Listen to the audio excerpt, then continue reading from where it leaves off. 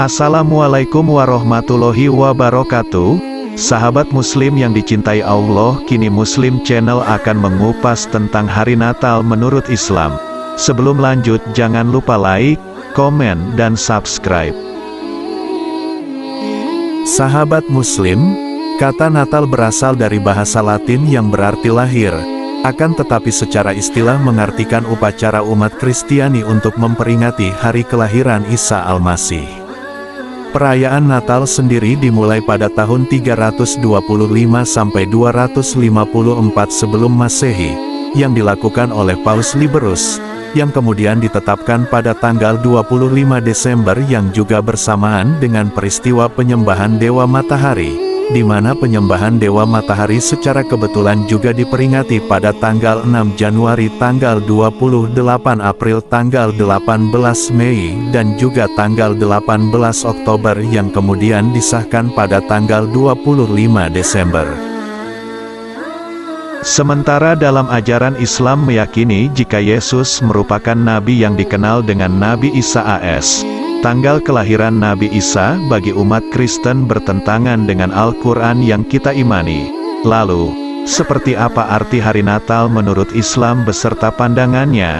Berikut kami berikan ulasan selengkapnya untuk Anda. Allah Subhanahu wa Ta'ala telah berfirman, "Maka rasa sakit akan melahirkan memaksa ia, Maryam, bersandar pada pangkal pohon kurma. Ia berkata, 'Aduhai, alangkah baik aku mati sebelum ini, dan aku menjadi sesuatu yang tidak berarti lagi dilupakan.' Maka malaikat Jibril menyerunya dari tempat yang rendah, 'Janganlah kamu bersedih hati, sesungguhnya Tuhanmu telah menjadikan anak sungai di bawahmu, dan goyangkanlah pangkal pohon kurma itu ke arahmu, niscaya pohon itu akan menggugurkan buah kurma yang masak kepadamu.'" Qs. Maryam ayat 19, 23-25.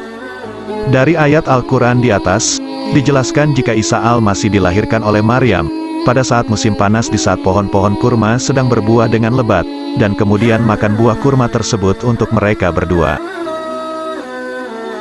Maka Maryam mengandungnya, lalu ia menyisihkan diri dengan kandungannya itu ke tempat yang jauh.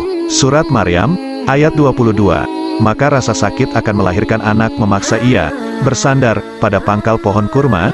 Dia berkata, "Aduhai, alangkah baiknya aku mati sebelum ini, dan aku menjadi barang yang tidak berarti lagi dilupakan." Surat Maryam, ayat 23. Maka Jibril menyerunya dari tempat yang rendah, "Janganlah kamu bersedih hati, sesungguhnya Tuhanmu telah menjadikan anak sungai di bawahmu." Surat Maryam, ayat 24. "Dan goyanglah pangkal pohon kurma itu ke arahmu, niscaya pohon itu akan menggugurkan buah kurma yang masak kepadamu." Surat Maryam, ayat 25. "Maka makan, minum dan bersenang hatilah kamu, jika kamu melihat seorang manusia, maka katakanlah, sesungguhnya aku telah bernazar berpuasa untuk Tuhan yang Maha Pemurah, maka aku tidak akan berbicara dengan seorang manusia pun pada hari ini." Surat Maryam ayat 26.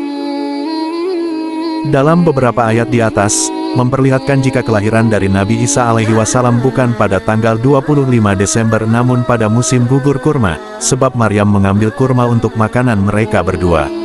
Menurut dasar hukum Islam, apa yang menjadi alasan umat Kristen meyakini jika tanggal 25 Desember merupakan kelahiran Nabi Isa alaihi wasallam, adalah karena pada tanggal 25 Desember merupakan hari lahirnya Dewa Matahari, dan pada hari tersebut, penduduk Romawi sedang menggelar pesta meriah dengan banyak makanan dan minuman.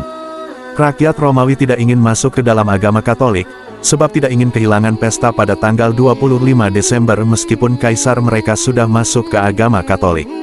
Oleh karena itu kaisar membuat siasat dengan tujuan agar rakyat Romawi mau masuk ke dalam agama Katolik dengan mengumumkan jika tanggal 25 Desember akan terus diadakan karena merupakan kelahiran Isa Al-Masih tersebut.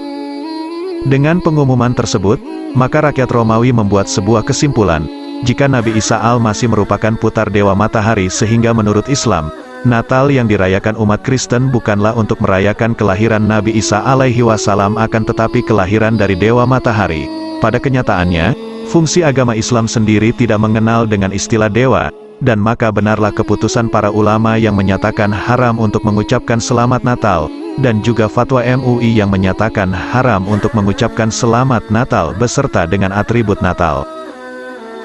Dalil mengenai Natal, barang siapa yang menyerupai suatu kaum, Maka dia termasuk bagian dari mereka. Hr. Ahmad dan Abu Daud. Dalam hadits di atas sudah dijelaskan mengenai hukum mengucapkan selamat Natal dan memakai atribut Natal. Rasulullah melarang umat Islam untuk menyerupai kaum, dan jika kita menyerupai mereka maka kita juga masuk dalam golongan mereka. Ini mengartikan jika mengikuti orang Kristen maka kita termasuk orang Kristen sehingga kita sudah keluar dari agama Islam. Sementara untuk pendapat dari Menteri Agama menyatakan jika diperbolehkan untuk umat Muslim mengucapkan selamat Natal pada kaum Kristiani yang sedang merayakan hari Natal tersebut sebab banyak keutamaan menyambung tali silaturahmi yang bisa didapat. Hal ini dilakukan tidak untuk mengikuti ritual agama Kristen namun merupakan wujud toleransi pada umat beragama yang berbeda-beda di Indonesia. Hukum mengucapkan selamat Natal dalam Islam diperbolehkan dan ini bukanlah sebuah ritual namun merupakan penghargaan atas sesama kaum beragama dan juga sesama penduduk Indonesia. Jika beberapa waktu kebelakang ini timbul kontroversi mengenai wacana ucapan selamat Natal dari umat Muslim untuk umat Kristiani, maka Ketua Majelis Ulama Indonesia (MUI) sebagai contoh pernah menyatakan jika ucapan tersebut dianggap hal yang haram namun pendapat tersebut tidak disetujui oleh sebagian ulama sebab dinilai sebagai ekspresi toleransi dan tidak akan mengganggu keimanan umat Muslim. Surya Dharma Ali juga mengatakan jika ucapan selamat Natal yang menyatakan haram perlu dilihat kembali apakah pernyataan tersebut merupakan fatwa atas nama lembaga atau hanya sebagai pendapat pribadi. Meskipun ada pendapat seperti itu, maka sebenarnya arus utama masyarakat Muslim Indonesia harus tetap merujuk pada sikap dari pemerintah dan memperlihatkan bukti Islam agama damai. Selama pemerintah tidak mempermasalahkan mengenai ucapan selamat Natal ataupun hari raya agama lainnya maka mengucapkan selamat Natal bukanlah perbuatan haram di mana Presiden, Wakil Presiden dan juga Menteri Agama juga selalu menghargai perayaan Natal bersama. Ucapan Natal merupakan perwujudan dari toleransi antar agama di Indonesia sehingga diperbolehkan semata-mata hanya untuk menghargai sesama umat beragama di Indonesia. Namun, Menteri Agama juga menghargai dengan adanya perbedaan pendapat mengenai hal ini di mana ada sebagian umat Muslim yang tidak sejalan dengan pemerintah sebab di dalam hukum Islam, para ulama juga selalu merujuk pada sumber pokok ajaran Islam dan hukum yakni Al-Quran, Sunnah, Qiyas dan juga Ijma. Selain itu, para ulama juga memiliki ilmu yang mendalam untuk mengkaji setiap masalah menggunakan pendekatan yang berbeda-beda dengan hasil yang juga tentunya berbeda. Allah tiada melarang kamu untuk berbuat baik dan berlaku adil terhadap orang-orang yang tiada memerangimu karena agama dan tidak pula mengusir kamu dari negerimu. Sesungguhnya Allah menyukai orang-orang yang berlaku adil. Qs. Al-Mumtahanah 8. Ia adalah makhluk Allah yang hidup dan dapat mati serta bisa dibangkitkan saat kiamat menurut Islam kelak seperti makhluk lainnya.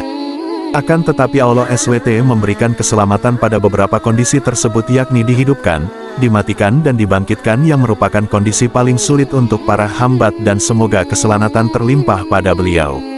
Tafsir Al-Quran Al-Azim 5-230 dan keselamatan semoga dilimpahkan Allah kepadaku pada hari aku dilahirkan yakni saat di dunia dari gangguan setan. Pendapat ini adalah pendapat sebagian ulama menurut surat Al-Imran. Pada hari aku meninggal dan pada waktu aku dibangkitkan dan Allah memberikan keselamatan di semua fase tersebut. Al-Jamiliyah Kamil Quran 11/105 dan keselamatan semoga dilimpahkan kepadaku Isa alaihi salam pada hari aku dilahirkan, pada hari aku meninggal dan pada hari aku dibangkitkan hidup kembali. Qs. Maryam 33. Qs Al-Mumtahanah ayat 60 dan 8, Allah tidak melarang kamu untuk berbuat baik dan berlaku adil terhadap orang-orang yang tiada memerangimu karena agama dan tidak pula mengusir kamu dari negerimu. Sesungguhnya Allah menyukai orang-orang yang berlaku adil. Qs An-Nisa ayat 4 dan 86, apabila kamu diberi penghormatan dengan sesuatu penghormatan, maka balaslah penghormatan itu dengan yang lebih baik daripadanya, atau balaslah penghormatan itu dengan yang serupa. Qs An-Nahl ayat 16 dan 90, sesungguhnya Allah menyuruh kamu berlaku adil dan berbuat kebajikan. Demikian ulasan mengenai sejarah Natal menurut Islam yang bisa kami sampaikan. Semoga bisa bermanfaat dan menambah pengetahuan Anda seputar ilmu pendidikan Islam.